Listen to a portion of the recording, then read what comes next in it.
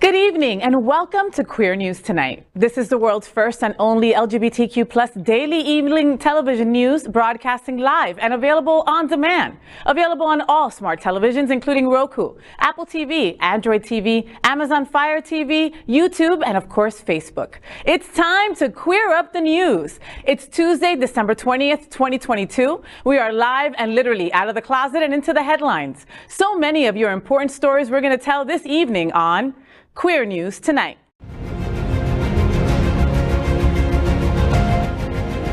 This is the world's first live daily LGBTQ evening news show, literally out of the closet and into the headlines on Queer News Tonight with Al Ferguson.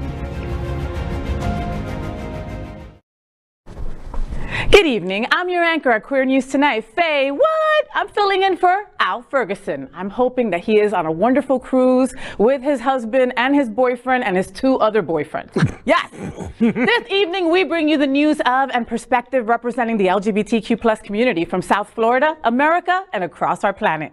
This is the world's first and only unedited live LGBTQ plus evening news show. Whatever happens unique in LGBTQ plus news, you will see it and hear it. Happening Out Television Network is a 501c3 nonprofit media platform in the television and radio model of PBS and NPR, but designed for our LGBTQ plus community. We are part of one of the largest LGBTQ plus media companies in America, Hotspots Magazine and Happening Out Television Network. Our magazine is celebrating 37 years of the LGBTQ plus experience, and our television news, talk, and entertainment shows support our mission to educate the LGBTQ plus and broader community. Yes, so let's begin by welcoming anchor Dan Rios. He is the director of LGBTQ plus marketing for the Greater Miami Convention and Visitors Bureau, the official destination marketing organization for Greater Miami and Miami Beach, joining their marketing and tourism division in 2002. Dan is considered one of America's top experts. I think that he is the top expert on LGBTQ plus travel and tourism. Welcome back, Dan. Thank you, thank you. Love you, Faye. Thank you for saying that. Let's welcome anchor Jeff Oliverio. Jeff is the founder and treasurer of the Hollywood LGBTQ Plus Council, a unique community civic organization in Greater Hollywood. The council will be hosting the second annual My Hollywood Pride on January 29, 2023. He is also the co-chair of the 2023 National LGBTQ Task Force Gala. The gala, along with its sister event, Winter Party Festival, has given back more than $3.3 million to local LGBTQ plus community organizations. Good evening, Jeff. Good evening. Very excited for Hollywood Pride coming up on January 29, 2023. We also have our Pride 100 brunch that will be happening on January 28th. Please go to our website for details. We announced our honoree, Sabrina Havanella. Oh, I love Sabrina. Yes, oh, that's incredible, yes, Jeff. So, how do you find the time to do all this stuff? Like, well, it keeps me on my toes. And it keeps you from not looking your age, too. Jeff just told us his age before the show. You wouldn't believe it. And happy to be here today. Today is National Sangria Day. So ooh, is that why you're wearing red? Please take your antacids. You heard it from Jeff. Let's welcome anchor Dr. Bobby Huen. Dr. Bobby Huen is the owner and principal mediator of BH Conflict Resolution Services. As a certified civil and family mediator, Bobby helps individuals, families, and businesses resolve their legal disputes nationwide. Outside of work, Bobby is a gamer, a Lego builder, a foodie, and an art collector. He is always open to chat if you see him on the drive. Aww. Welcome, Bobby. Thank you so much. Good to see you, Bobby. Listen, I've got a dispute going on right now with my wife. Can you help me with that? She just refuses to take out the garbage, and I'm going to kill her. I don't do counseling, so are you planning to divorce her? No, she makes too much money. I can't. I can't leave her. Fair enough. So does my husband. Anyways, we are the reporters for Queer News Tonight, and this evening we begin with the queer headlines. The LGBTQ plus community in South Florida and across America is diverse. Our community across the world is vast. And here are the bullet points of the queer news for today, Tuesday, December 20th, 2022. National Sangria Day, huh, Jeff? Yes. I dated a stripper. Her name was Sangria. Ooh. So today is her day. Mommy, today's your day. All right. There's no antacid for that. Oh. There is no antacid for that. Let's begin by queering up the USA view. January 6th Commission criminal referrals issued. Is this the end of Trump? The January 6th Select House Committee, in a unanimous vote Monday, referred former President Donald Trump to the Department of Justice for criminal investigation and potential prosecution for his efforts to overturn his loss in the 2020 election. The committee's historic referral says there is sufficient evidence to refer Trump for 4 crimes: obstructing an official proceeding, conspiracy to defraud the government, making knowingly and willfully materially false statements to the federal government, and inciting or assisting an insurrection. While addressing fellow panel members, Representative Jamie Raskin said, quote, "We propose to the committee advancing referrals where the gravity of the specific offense, the severity of its actual harm, and the centrality of the offender to the overall design of the unlawful scheme to overthrow the election compel us to speak," end quote. While the Justice Department, which is already conducting an investigation of Trump, takes criminal referrals seriously, it is not obligated to charge anyone with a crime. The 9-member panel is composed of 7 Democrats and 2 Republicans, Representative Liz Cheney of Wyoming and Adam Kinzinger of Illinois. Cheney was defeated in the GOP primary earlier this year, losing to Representative-elect Harriet Hageman, while Kinzinger did not seek re-election this year. So, I was watching the news. I constantly keep the news on, right? Like, just behind the scenes, like a local news station. And then this came through, right? And it was like, and I was like, wow, okay, good. He's finally going to pay for everything that he's done. And my wife, the realist, right, is like, he's not going to get charged with anything. No. They are not going to punish him at all. He's not going to serve one day. What do you boys think about that? I am. Take a breath. No, I can't get excited anymore because I've been let down so often, and nothing sticks to this man. If he's going to get charged, it will not be anything political. However, the man has run so many. He has now a very well documented trail of financial and other business related crimes. Whether those can stick and whether those will put him in jail will be a different story. And also, I believe the House Committee is debating to whether to release his tax returns, which we're still on those damn tax returns. Weren't we waiting for those since he was actually president? The House Committee finally just got them, and they're voting today on whether to release them. Okay. I do, but am I like crazy Fred or something? Like he just announced that he's gonna ask for the bid to run for president again. He can still do that with all this investigation happening? The charges that are brought against him, this is the first time that this was brought against anyone since the Civil War. So we are living in historic times, so it's very hard to say whether, and it's unclear whether he'd actually be allowed to run. It says you cannot hold office if you're convicted of these crimes, but it does not say if you can run for office. So of course, as with most things with Trump, there's a huge gray area. I do think the end of Trump, Mitch McConnell, for what you may or may not think of him, he says few words, but he did state yesterday, we all know who's responsible for January 6th. So again, that's about as full-throated as you're going to get from a Republican, and he's the leader of the Senate for the Republicans coming out against Trump. So unfortunately, we're facing a wall of diehard supporters and primary voters who are loyal to Trump. The primary voters are the ones who propel people like MTG or and Laura, whatever her name is in Colorado. Colorado, those people get into power because of base Trump supporters. And as the base getting more and more radical as moderates leave, you're going to have, his base of support will grow.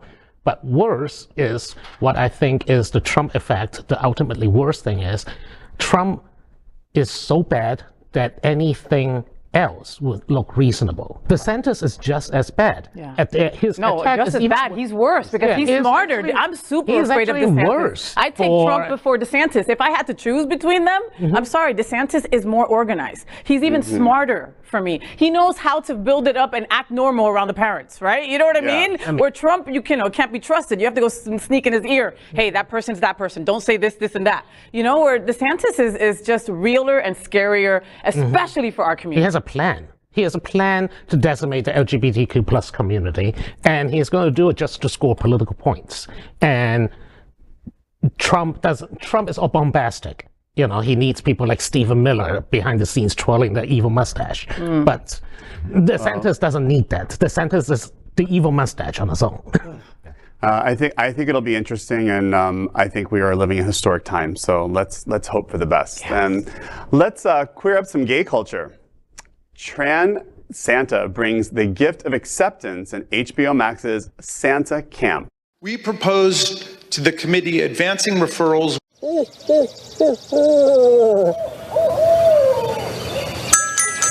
I say Santa, you say Claus. Santa! Claus! Santa! Claus!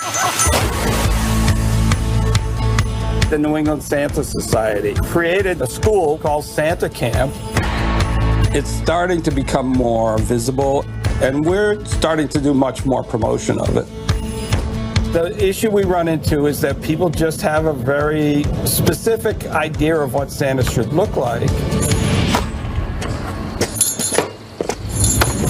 So, we have a lot of new Santas.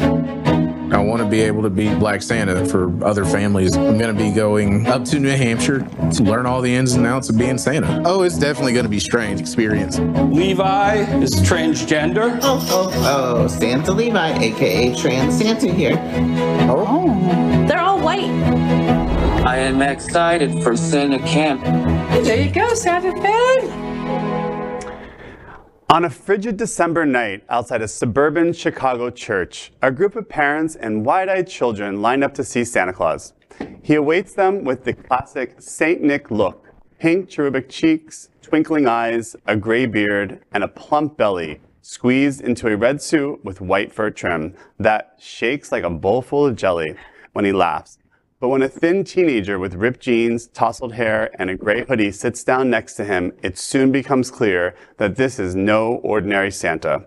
He looks to the teenager and says, quote, "Nice to meet you. I'm Trans Santa. Pronouns?" End quote. The teen answers, they, them, looking up with surprise. What follows is not a kid asking for toys or dolls, but a young person asking for help. They tell Santa their Christmas wish is to come out fully to their parents and dress in a way that conforms to their gender identity. The Santa, Levi Tro, of Chicago, told CNN, quote, "That definitely was an emotional moment for me," end quote. The scene comes from Santa Camp, a moving new documentary film about this push for diversity. The film airs on HBO Max, which, like CNN, is owned by Warner Brothers Discovery. Well, this is another, just again, representation matters even among Santas. Yeah. So I'm happy to see this. And, you know, again, this time of year, I think the acceptance, especially with our LGBTQ plus community getting left out of things like, you know, Christmas carols, stories, memories, Hallmark movies. Yeah. We get left out of a lot of things. So to see this and see the representation, I think is really important. The inclusivity, right? And like what you read, like got me all choked up. Can you imagine a trans child sitting on Santa's lap and seeing themselves in Santa? Like that's so crazy, you know? Unity on the Bay, we had our holiday pageant last Sunday, right? And baby Jesus has always been brown, right? He's always been dark brown or black. It's just how we've always had it, right? And I just remember a kid coming up, because I host the church services, and a kid coming up and looking at the baby like, the baby's black like me. And I was like, yeah, baby, it is, you know? And you could just see the beauty in his eyes open up so wide because he saw himself in the baby Jesus. You know, something like that, something so little. You know, I love the inclusivity of this Santa Camp. I love documentaries, so I'm definitely going to be watching this. But, you know, they have a trans Santa, a black Santa, a Santa with special needs. Yeah. How incredible is that? You know, but then on the other side of it, I remember in 2016, I think it was Mall the Americas, that big mall in Minnesota, is it Mall the Americas or something? Right, where they had a black Santa, and damn parents started protesting because, look, Dan is surprised. Yeah, so parents started protesting, you remember, Jeff, because supposedly we were confusing the children and messing up their holiday cheer by having a black Santa. This is a true story, folks. You can Google it if you want. This is a facepalm moment. But anyways, Yeah, I mean, there's never a Chinese Santa either. But oh my God, you're right. Yeah. We should have a Chinese Santa. I mean, it's not that I'm a big like holidays person, but you know, and also the archetype of Santa. I mean, I sympathize with the fact that there's not much you can do about like changing it because you know the big fat white guy. Yeah, skinny Santa looks weird. I saw keto. I saw keto Santa. It looks weird. I saw keto Santa. He looked very weird. Yeah, and also let's remember that the current image of Santa Claus, the big fat white guy with beard, was created by Coca-Cola to sell soda. Wow. It wasn't, you know, it was designed, I think, in either the late 19th or early 20th century, and they start just propagating around. I mean, it took the place of like Father Christmas in England. It took the place, Noel, yeah. You know, the traditional Saint Nick up in Northern Europe, and so like different people see Santa Claus differently, and I'm happy that someone is out there representing other. You should be the next. You should be the Chinese Santa Claus, Bobby. That's what I think. I'm serious. Look, so like I was hosting Unity on the Base service on Sunday, and I was like, okay, the week before I said, I'm going to come up here and I'm going to dress like Mrs. Santa if she was Latina and a lesbian, right? And I came with a big ball gown and like, you know, I hosted service like that because that's what Mrs. Santa would look like if she was Latina and gay. Well, you want the Santa Claus, I guess Santa, wait, what would the Santa Bobby. No, I was going to say, what is the female equivalent of Nicola? Nicole. Yeah, Santa Nicole. I saw a porn like that. We're fine. Okay. Okay. Well, you know, my favorite part about this story is that it really shines a light on what a trans youth really wants, you know, compared to mainstream stuff. And I think that if we really understand that simple want and how it really fits into our life. I mean, I think that's the most moving of this story. It's so true. So now, with that, let's queer up politics. Montana lawmakers expected to attack LGBTQ+ rights in 2023. Several bills impacting the LGBTQ+ community are expected to appear at the Montana legislature this session. Bills that seek to ban information about sex and sexuality, limit gender-affirming healthcare, and prohibit kids from seeing drag shows are just a few LGBTQ+ rights issues Montana lawmakers plan to address in this session. A drag queen performer of the Imperial Sovereign Court of the state of Montana said the number of shows she performs in annually has soared in the past few years.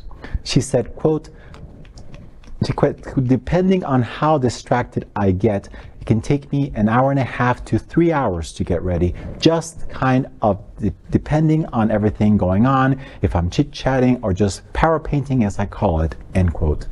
In this session, lawmakers anticipate returning to discussions about how LGBTQ+ people are recognized and received in society. Montana Human Rights Network policy staffer Sean Rieger says their group is monitoring incoming bills. A newly elected Zoe Seffer has spoken out against these attacks on the community. So, we have a video for this, Steve?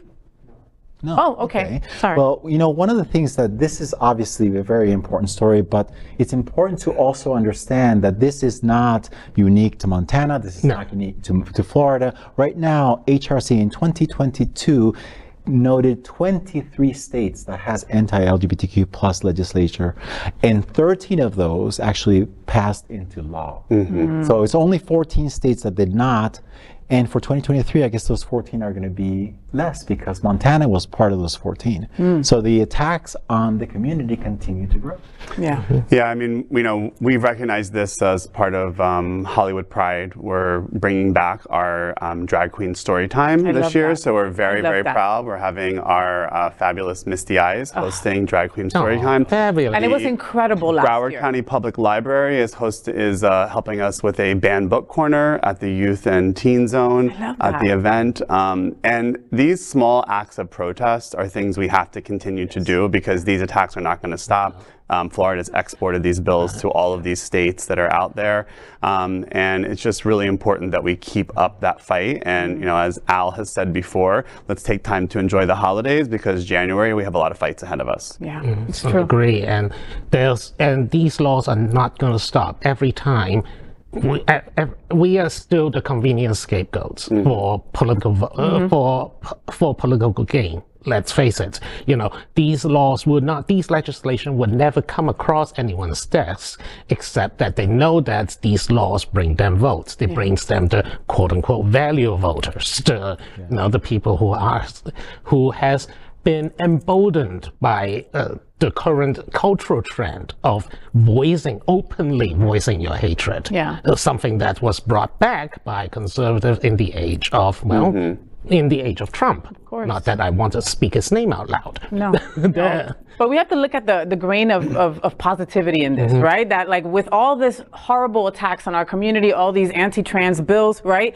Our drag queens are working more than ever, right? You make us more popular by talking about us. Keep talking about us, you know? It's the real life version of the Streisand effect. Like the more people talking about something, the more people complain about something, the more people want that something. Yeah. And you know, I think the difference now is that, you know, you have shows like We're Here on HBO also that shows the drag community to people that could not see that in their local community, and then they're taking this show to small towns across the country and making a difference. And this is, you know, it's a TV show, but it is a ground game for them, and you see the effect that they're having. And again, you can't push progress backwards. It's not going to happen, because everybody has access to what is a drag show? Is it harming children? And we know the answer is no. So these, you know, keep passing these bills, because you look more and more ridiculous. You look more and more outside of the mainstream view of what most Americans think. Yep, you can't silence us all. No.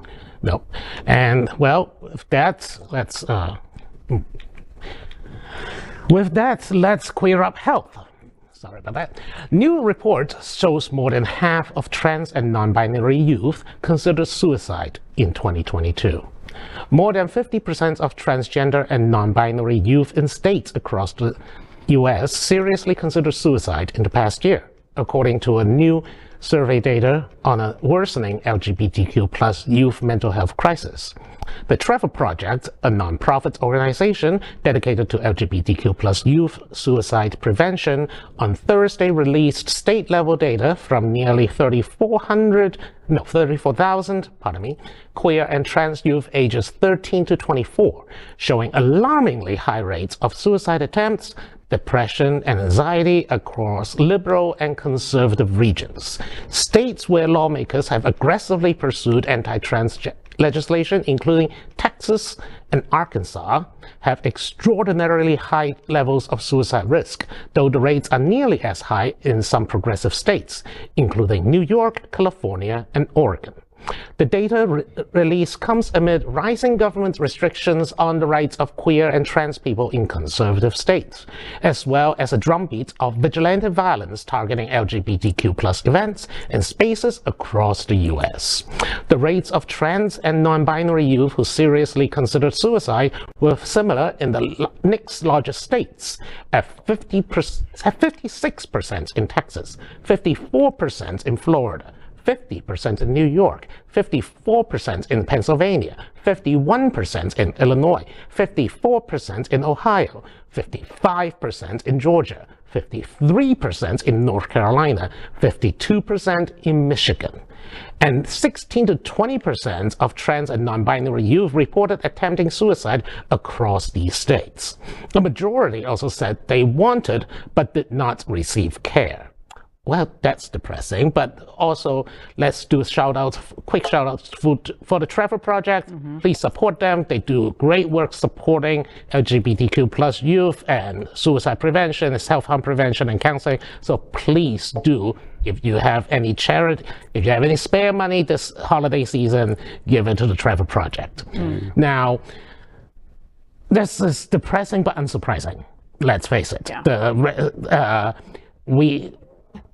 it's not that even before LGBTQ plus rights, especially trans rights, were particularly spectacular. But now it has come under a constant drumbeat of very visible attacks. Yeah. And of course, young people are scared. The young people who are looking at these news, looking at people reacting to them or labeling them as whatever, disgusting names that they use, are seriously hurting their mental health. It's opening a door to bullying. It's opening a door to familial abuse. I'm just going to outright call it familial abuse when you try to put someone in conversion camp, when you are calling your son and daughter's names, when you're calling your relatives names. That's abuse. Yeah, no, and it's awful, and it's going towards our kids. And I wonder if any of those people that have put these horrible bills, over 200 of them that were sent towards our way last year or this year, if they think about the children, if they think about those folks that might want to kill themselves. They're being hit by all ways, okay? You're saying if you come out to a teacher, we have to tell your parent. Sometimes, at home, you're not safe being who you really are at that age. And I think about how weird I was as a young little Latina. I was 6 feet tall at 12, okay? Just understand that. So I was already weird and odd, right? And but back then we weren't in the news as much as we are now. I couldn't imagine putting on the TV and seeing all this hate and then feeling okay with myself. Yeah. And it's over half, it's over 50% in most of these places. In Texas, of course, it's 56%. I feel awful for those children. Trevor Project, what they do, everybody that works at the Trevor Project should go to heaven. All right, make sure that you do so. Here locally, we have organizations like SunServe. There's such a stigma behind asking for help. Children, there's help for you. Parents, if you have children who are LGBTQ plus and maybe they're not ready to talk to you, send them in the right direction. Send them over to SunServe. They have trained people there to just guide your child, to let them know that they are normal and they are okay and they are loved and beautiful no matter what they hear from bullies or from Tucker Carlson or, the crazy people like that. You have a child. It's like... Well, I think a couple of things. Obviously, this time of year, suicide is the biggest time of the year that faces suicide across all spectrums of our community, and especially the LGBTQ plus community. And we're talking about teens here, but let's not forget to recognize our own adult community who may be estranged from their families, that may have been separated for reasons that we're talking about right now. And the thing I got from this story is it doesn't matter where you live, because hate is, again, it's on TV, it's on the internet. So you can live in a progressive state like New York State or New York, and live in New York City, but if you live in Buffalo and your local community is very anti-LGBTQ, that may really harm you. So I just think we have to be very cognizant of what the messages we're sending to young people, because it's very dangerous. It is very dangerous. Especially at a time where we are so, when we were growing up, we grew up in Latin America, and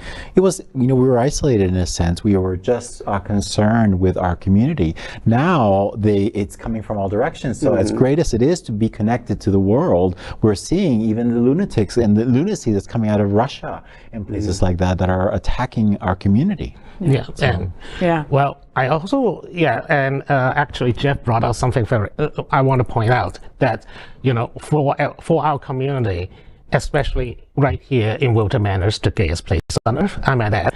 This is why I appreciate so much that during major holidays, our places don't close, our spaces don't close. Alibi, the pub, or you say what you would about one street with 20 gay bars, but those places stay open. And those places stay welcoming, so that when you're estranged from your family, you do not feel alone. When you're here, when you're new, when you just moved to town, you don't feel like you're by yourself, especially during holiday moments, because those are very triggering. And it's a good time to remember, call somebody who might not have family or friends, and there's always room for one more plate at dinner, right? Of course. So add somebody to your list and invite them. I think it's a good message for everyone. I noticed that I guess it's been almost a week since Twitch passed away. Remember when he had committed suicide, and that triggered a lot of my people. A lot of my friends and family were triggered by that. And I know he wasn't one of us, but it's still. it's, you know, it just makes you, it reminds you of how sad the world could be sometimes, you know. And folks at home, remember, someone's social media is not their true way. That is not how they're really feeling, all right? You know, like Jeff said, send somebody a text. Let them know that you're thinking about them. Just a hello can go so far these days. Yeah, because we get caught up with our own families, and you know, it's important to think about those people out there that we interact with on a daily basis or socially, and say, hey, what are you doing for the holidays? You know, an invite never hurts. Yep. You're absolutely right. Make sure that you seek help right away if you have any, if you have any thoughts about that matter. I'm sure we can you can just look up National Suicide Hotline or the Trevor Project, and they will definitely assist you by the phone. We continue now by queering up trans rights. U.S. Appeals Court throws out case attempting to block trans girls from school sports. A federal appeals court on Friday threw out a case brought by 4 cisgender high school girls in Connecticut who claimed the state's trans-inclusive sports policy violated their civil rights and deprived them of a chance to be champions. The lawsuit, filed in 2020, had been seized on in recent years by state lawmakers and governors pushing anti-trans sports bans, with Republicans citing the claims made by the plaintiffs as they sought to prohibit trans girls and women from competing on teams that match their gender identity. A federal district court judge dismissed the case in April 2021, saying the girls' request to block the policy was moot because the 2 transgender athletes mentioned in the suit graduated in 2020, and there was no indication that the plaintiffs would again compete against trans athletes in the state. In its Friday ruling, a 3-judge panel of the Second Circuit Court of Appeals affirmed the lower court's decision, writing in a scathing 29-page ruling that the plaintiffs claimed that the Connecticut Interscholastic Athletic Conference's policy put them at a competitive disadvantage was unfounded. The Alliance Defending Freedom, the nonprofit that is representing the plaintiffs, said, quote, "Our clients, like all female athletes, deserve access to fair competition," end quote. The plaintiffs are evaluating all legal options, including appeal. I'm so glad that this case got thrown out. You know, we need to do more research, folks, okay? If I am blessed that I get to be around LGBTQ plus kids all the time, right? And they are the most fluid individuals that you will ever meet. They're like, hi, pronouns, blah, blah, and they keep on with their day. It's like not even a thing, you know? But if you learned about transitioning and if you knew what you put your body through, you would learn that if you're going M to F, you are really not gonna have that kind of strength as you would when you were a male, all right? Do the science. We need folks to go get some grants, get some money together, and do the science to show these people medically what happens when you transition. And then you could present that to people. And I know plenty of little athletes, and none of them have issues going up against a trans athlete in school. None of them. Okay. No. The problem here is that Alliance Defending Freedom, that organization, is a far-right organization that like to make up cases. Yes. Like, no, I'm serious. They are currently there's a Supreme Court case that they just heard regarding a website builder who supposedly do not want to design websites for same-sex couples, but it was essentially a shell business. It was just created so that they can sue. This is what their tactic is. They find some theoretical plaintiff and gather some volunteers and say that I theoretically will be forced to compete against trans athletes, and therefore I want to declare that we want to ban trans athletes from competing. Yeah. They're trying to find a solution before the problem even happens. And the percent of people that are trans and transitioning that would upend sports in general is just, again, it's a problem that does not exist. Yeah, exactly. It does not exist. It is for headlines and it's headline grabbing. And again, it just, keep bringing these things because it just makes these organizations look more and more out of the mainstream of most Americans. And gender science is evolving. We have had cases where an actual female, non-trans female, cisgender female, was suspended from athletic competition because her testosterone count was high. How do you actually the problem here is that if you're going to segregate the sexes in terms of athletic performance, where's the gender line and how do you define them? Yeah, that's the problem. And that's one of the things that you brought up. It's that people are so quick to form a judgment themselves rather than, looking into the experts, that people that actually do and understand the science.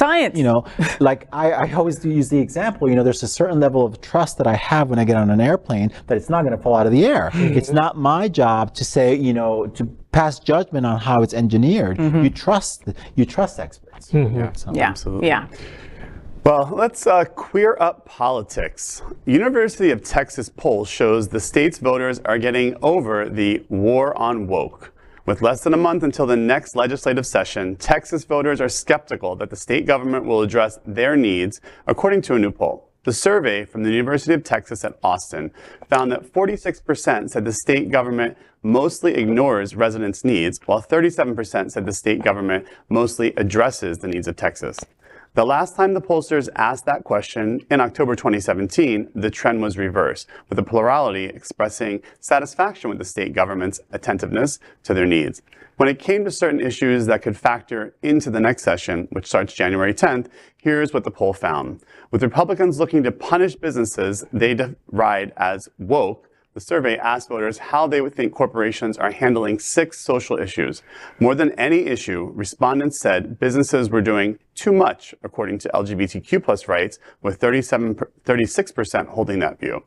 When it came to the issue, respondents thought businesses were doing too little on climate change led the way with 44%. The poll also found that Texas voters continued to be most focused on the border.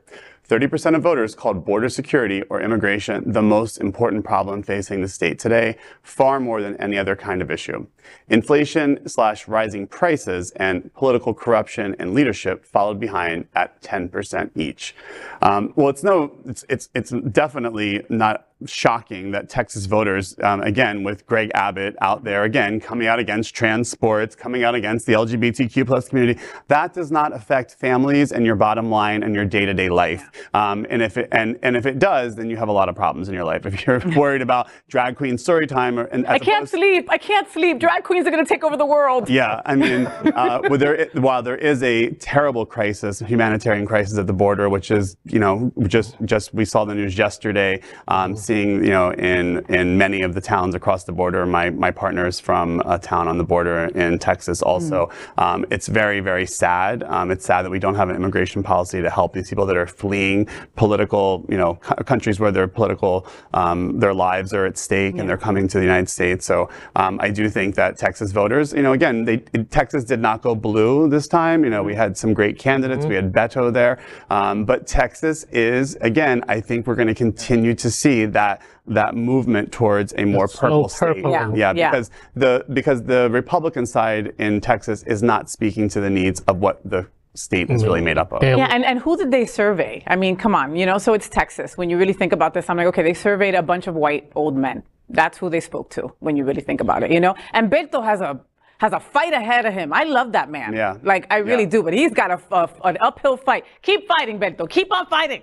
I mean, you when you read that list of the results, you basically can realize where they read their news from. Political corruption, inflation with prices, and crisis at the border. That's basically Tucker Carlson's show every single day. And otherwise, the whole idea of punishing woke, quote unquote, woke businesses, it's so anti-Republican that I'm astounded that it's allowed to continue. I mean, isn't the Republican model is like pro-big business, pro-business, business should do whatever they want, businesses, Romney famously said corporations are people, my friend, and, corporations free speech right. But apparently suddenly corporations are being now deprived of their speech rights if they don't speak what the Sanders and Greg Abbott want to hear. Exactly. Well, Texas. Let's queer up trans rights. Homophobic Texas Attorney General Ken Paxton for gender change info from driver's licenses. According to a newspaper report published Wednesday, the Office of Republican Texas Attorney General Ken Paxton this summer sought data on how many people had changed the gender information on their driver's licenses. Civil rights attorneys have described it as worrying. The Washington Post reported that public records obtained by the newspaper do not indicate why Paxton's office requested information from the Texas Department of Public Safety. In June, the head of the driver's license division told colleagues to compile the total number of changes from male to female and female to male for the last 24 months. A DPS spokesperson told the Post that no data was ultimately handed over because it could not be accurately produced. Texas Republicans for years have been at the forefront of efforts to restrict transgender rights. The request came months after Republican Texas Governor Greg Abbott ordered child welfare officials to investigate gender-affirming care as child abuse, a move that Paxton's office backed in a legal opinion. DPS found over 16,000 gender changes over the past 2 years, but officials said a manual search would have been required to determine the reason for each one. Texas Republicans have also filed legislation to prohibit a change of sex on birth certificates for minors, following in the steps of states that include neighboring Oklahoma. You know, this speaks to the hypocrisy of the party again, that they are so about, oh, let the government stay out of my business, but in the meantime, they are requesting all the information that's going to serve their agenda. They are literally, the government is literally reaching into the birth certificate. This cannot be any more intrusive than that. They are reaching into our bedroom, trying to ban what we do, trying to ban who we love, trying to ban, you know, everything that they don't like. And you wonder in today, the question I have is, in today's world, is the sex on your driver's license, which again, what is your driver's license used for? If you're pulled over, you know, to identify you. So if you're a female who's presenting as a male, but your driver's license says female, does that help the officer that your gender doesn't really match what you look like?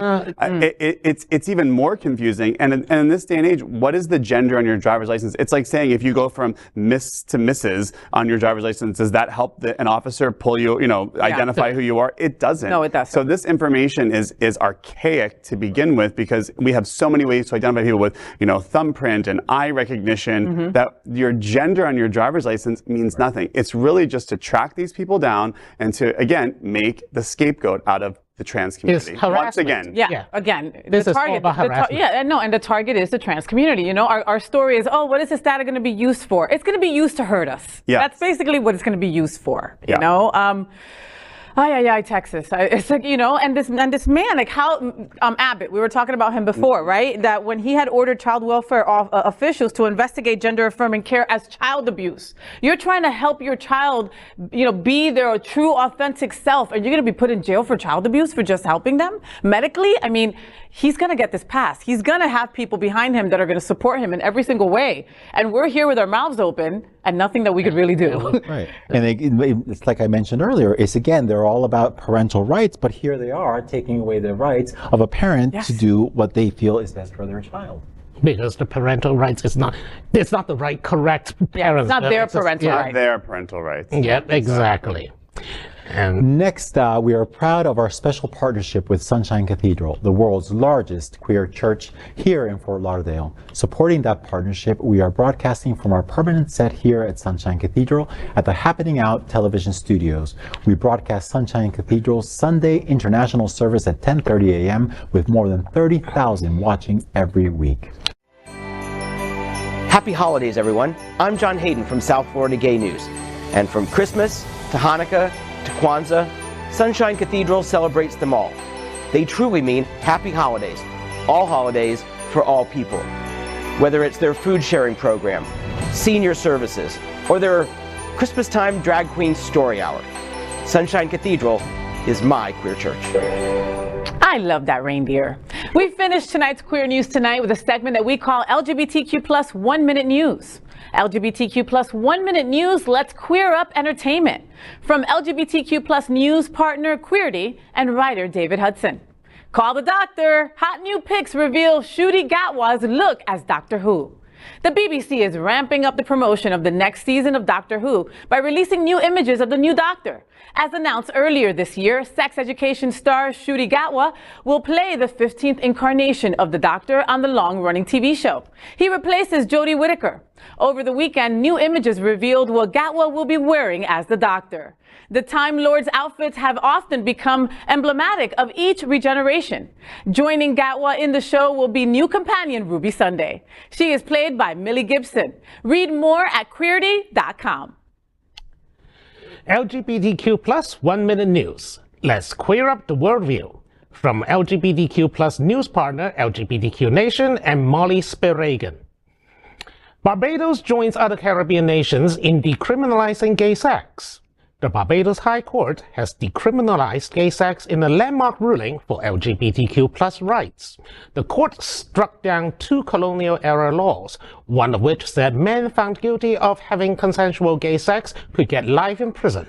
The other allowed both men and women to be sentenced to up to 10 years. According to the AP, the laws were almost never utilized, but they nonetheless symbolize a lack of equality for LGBTQ plus people. Read more at lgbtqnation.com. LGBTQ plus 1 minute news. Let's queer up politics from LGBTQ plus news partner, advocate, and writer Trudy Ring. Gay MAGA congressman may have made up his work and education past. George Santos, the gay Republican who won a congressional seat last month, may have falsified claims about his employment history and more during the campaign, according to a New York Times investigation. The Times looked into Santos's resume and found that several aspects of it could not be verified. As per the Times, Santos, quote, built his candidacy on the notion that he was the full embodiment of the American dream, end quote. As someone who had risen from a humble background as the son of Brazilian immigrants to achieve great financial success. Read more at advocate.com. So that is today's news for the LGBTQ plus community on the world's first and only daily LGBTQ plus evening news show. If our community is important to you, share this news with your friends and family. Are you, like most of America, part of our very large television audience watching this live LGBTQ plus news broadcast right now on Roku, Apple TV, Android TV, and Amazon Fire TV? Queer News Tonight is the only live LGBTQ plus digital television show in the world that is out of the closet and into the headlines. We need your support. If our community is to grow, we must tell our stories and bring them to the attention of the broader world. This is the only place in the world that tells these types of LGBTQ plus stories in motion and sound. That is the passion of Hotspots magazine, happening our television network, and Queer News Tonight. I'm your anchor at Queer News Tonight, FayWhat! And on behalf of these LGBTQ plus reporters, the anchors of Queer News Tonight, including Dan Rios, Jeff Oliverio, and Dr. Bobby Huen. We will see you daily at 8 p.m. That means tomorrow. And to our LGBTQ plus world, we wish you good night. Good night.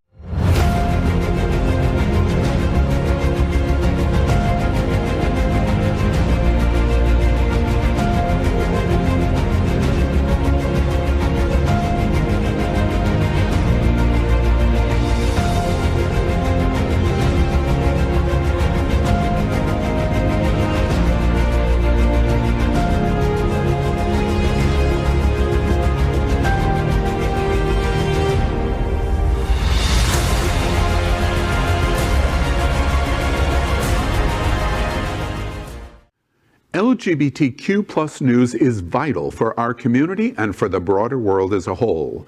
We have enough enemies at Fox News. Tucker, Sean, and Lara are loud. We need passionate allies. Happening Out Television Network, Queer News Tonight, and its